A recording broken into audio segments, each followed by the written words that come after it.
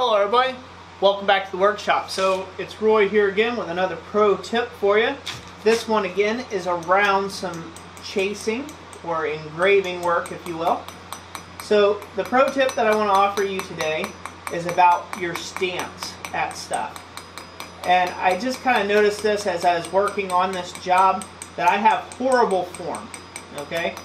And where I noticed this at was at the end of the day. If you notice, I have a workbench, but this workbench just isn't quite high enough. I need to be up here where I can sit and work on the piece up here, but I am having to hunch over and lean down here. So I really need to raise this piece up, and I'm going to do that by putting it on a wooden block. And that's going to get me up to a much nicer height to take and work on this. And where did I notice this? I noticed this because I spent about 6 hours like this the other day engraving on this hammer here. This is a 30-pound sledgehammer for a customer's order, and you know, again, I noticed that my form was just terrible. I'm down here. Now this isn't violent work, you know, this isn't like you gotta be wailing on it like this, you know, it's just light tapping of the hammer. So the hammer form, rules for hammer form like you would do for blacksmithing don't apply here. It's just how it is comfortable for the lightness of the blows, and this is almost more like a wiggle than a hammering in my hand as I come around here. And you're just trying to focus on accuracy, getting a consistent depth of cut, watching your chip peel just right.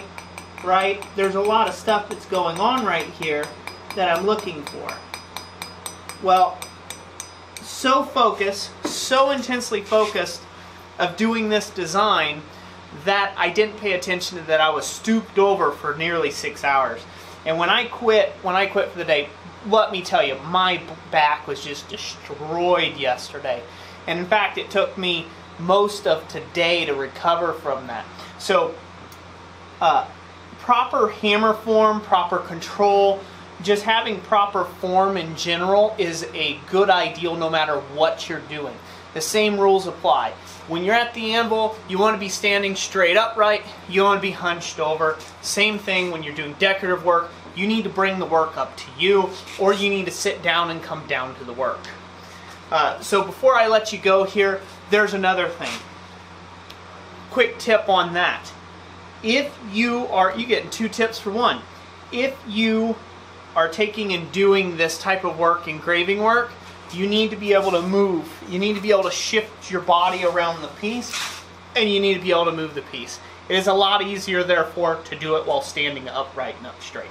So, that's it for this pro tip. I hope you enjoyed it. If you did, remember to take and leave a like and comment down below what you thought of the video. If you did enjoy the video, give us some feedback on what we could do to take and improve, and do that in an honorable and a nice way, if you would, that is actually constructive. So this way we can always improve our videos, and we greatly appreciate that as well.